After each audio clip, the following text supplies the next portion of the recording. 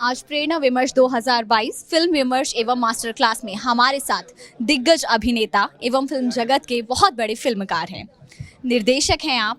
मैं आपसे जानना चाहती हूं कि हम बात करते हैं कुछ ऐसी फिल्मों की जहां पर इतिहास से क्रिएटिव फ्रीडम के नाम पे बहुत छेड़छाड़ की जाती है। क्या इसे रोका नहीं जाना चाहिए? हाँ, बिल्कुल रोका जाना चाहिए। क्यों नहीं रोका जाना चाहिए? और फिर ये छेड़छाड़ हुई क्यों, प्रश्न ये है। और उस छेड़छाड़ होने के बाद हमने उसको एक्सेप्ट क्यों कर लिया, ये भी एक क्वेश्चन है। तो जब कभी भी किसी भी देश में विदेशी घुसते हैं, अटैक करते हैं, तो वहाँ की संस्कृति, सभ्यता और साहित्य का सर्वनाश करते हैं। वो हमारे यहाँ हुआ। पहले मुस्लिमों ने किया, फिर अंग्रेज़ों ने किया, अब हमारे यहाँ के कुछ नालायक लोग कर रहे हैं। तो मेरा कहने का मतलब यही है कि जो हमारा पुराना साहित्य है, जो धरोहर है, हम उसको सामने लाएं, हम उस पर काम करें। उसका रिजल्ट आपको देखिए कितना अच्छा मिलेगा। कहा जाता है आज से नहीं कई दशकों से एक नैरेटिव चलाया जा रहा है जिसमें एक क्लास को कभी उसको कल्प्रिट दिखाया जाता है, कभी पाखंडी दिखाया जाता है, वहीं एक दूसरी क्लास को काफ़ी सेफ दिखाया जाता है, बहुत पूजा पाठ अपने धर्म को मानने वाला दिखाया जाता है। क्या ये सोचा समझा नैरेटिव है? और अगर ये नैरेटिव चल रहा है दशकों से तो ये कब बंद होगा? ये दर्शकों से तो नहीं, लेकिन हाँ मेरा अंदाज़ा है ये करीब, हाँ ठीक, करीब 10-15 साल से ये ड्रामा चल रहा है।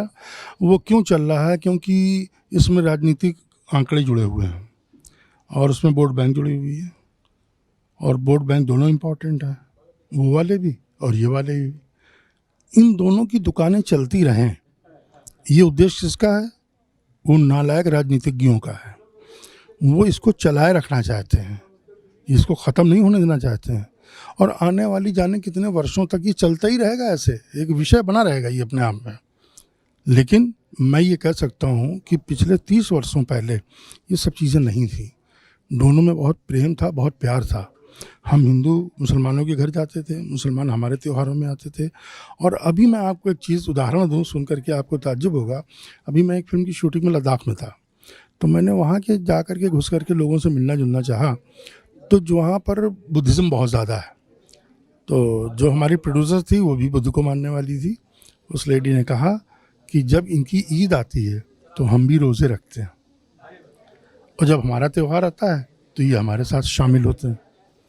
देखिए वहाँ पर अभी भी 30 साल पहले हम खड़े हो गए थे, और यहाँ पर आकर के तो जो तुम क्वेश्चन कर रही हो, ठीक है।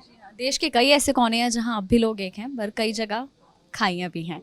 एक प्रश्न और, कई फिल्में आ रही हैं, देवी देवताओं का गलत चित्रण, उन पे अभद्र टिप्पणियाँ, पोस्टर्स, यहाँ नहीं विदेशों में भी वो पिक्चरें रिलीज हो रही हैं, उस पर आप क्या कहेंगे? वो ऐसी बनती अगर है तो उसको हम देख करके सपोर्ट क्यों करते हैं? हम उसका विरोध क्यों नहीं करते? अगर इस तरीके की चीज़ें हैं जो हमारे धर्म से जुड़ी हुई हैं और उनको हम अपनी आत्मा से प्यार करते हैं, तो हम आत्मा से विरोध क्यों नहीं करते? हम उसको एक्सेप्ट क्यों कर लेते हैं? तो किस में कमी है? हम में कमी है। अभी आप मुसलमानों के खिलाफ कुछ करके अल्लाह के लिए कुछ बोल के देख लीजिए, तो आपको बोटी बोटी काट के फेंक दी जाएगी। क्यों नहीं करते आप? उनसे सीखिए। मैं तो ये कह रहा हूँ, आप मुसलमानों से सीखिए कि वो अपने धर्म के प्रति कितने निष्ठावान हैं। आप क्यों नहीं है? आप भी हुई है, किसने मना किया आपको?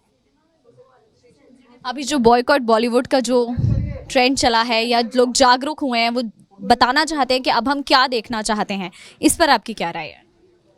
देखिए बहुत सीधी सी बात है, हमारी फिल्म एक विधा है। इस विधा के माध्यम से हम जो परोसेंगे वो दिखेगा। अगर हम अच्छा परोसेंगे तो अच्छा दिखेगा, बुरा परोसेंगे तो बुरा दिखेगा। मैं इस बात को कतई मानने को तैयार नहीं हूँ कि किसी भी दृश्य में अभद्रता या गाली गलौज होनी चाहिए। आप उसको मधुरता से भी तो बता सकते हैं, और लोग उसको एक्सेप्ट भी करेंगे, ऐसा कुछ नहीं है। लेकिन ये सब क्यों हो रहा है? ये वो कम बुद्धि वाले लोग जो फिल्म मेकिंग कर रहे हैं, जो पढ़े लिखे नहीं हैं, जो पढ़ते नहीं हैं, जिनके पास साहित्य नहीं है, जिनके पास कला नहीं है, जिनके पास कुछ नहीं है, उनके पास 4 पैसे हैं, वो 4 के 8 के चक्कर में लगे हुए हैं। और किसको गुमराह कर रहा है? वो हमें नहीं कर सकते, आने वाली पीढ़ी को गुमराह कर रहे हैं। हमें उसको बचाना है, और उसको हम तभी बचा सकते हैं जब हमारे पत्रकार लोग, हमारे मीडिया के लोग उसके खिलाफ खड़े हो जाएं। रतन राठौर जी, आप एक दिग्गज अभिनेता हैं, एक निर्देशक हैं, और यहाँ उपस्थित छात्रों को आपसे आज की मास्टर क्लास में बहुत कुछ सीखने को मिला। आपको आज का ये कार्यक्रम कैसा लगा? ये संवाद आपको कैसा लगा? मुझे बहुत अच्छा लगा, और मैं अपने आप को बड़ा खुशनसीब समझता हूँ कि इन बच्चों के बीच में मैं आया और अपने विचार सबके बीच में मैंने बांटे, और मैं चाहूँगा कि मेरी बातों को बच्चे ध्यान दें और उसके ऊपर काम करें। हम कई सालों से प्रेरणा विमर्श इस कार्यक्रम को करते आए हैं, आपका प्रेरणा विमर्श के बारे में क्या कहना है? प्रेरणा विमर्श के बारे में मेरा कहना ये है कि जैसे आज का ये प्रोग्राम हुआ, ये बहुत अच्छा प्रोग्राम था, लेकिन अभी एक कमी है। मैं इसमें इजाफा ये कराना चाहूँगा कि एक प्रोग्राम हमारे जैसे किसी भाई को बुला करके कम से कम हफ्ते 10 दिन की एक वर्कशॉप हो और उसका आउटपुट सामने आए। ये बेटा बातें कर लेने से काम नहीं चलता। आज हमने लेक्चर दे दिया, आप भी मुस्कुरा दी, भैया भी हंस दिए, सबने तालियां बजा दी, दिस इज़ रॉन्ग। मैं इसके फेवर में नहीं हूँ। मैं इस फेवर में हूँ कि मैं यहाँ पर आऊँ, बच्चों को 8 दिन 10 दिन 15 दिन का मैं क्लास लूँ, उनसे एक स्क्रिप्ट तैयार करूँ, उसको मैं शूट करूँ और उसको मैं यहाँ पर प्ले करूँ उन बच्चों के ज़रिए, ना कि मैं, उन बच्चों के ज़रिए। तब आपको लगेगा कि सर ने कोई काम किया और बच्चों के अंदर ये प्रेरणा आई और उन्होंने ये आउटपुट दिया। मैं ये चाहूँगा।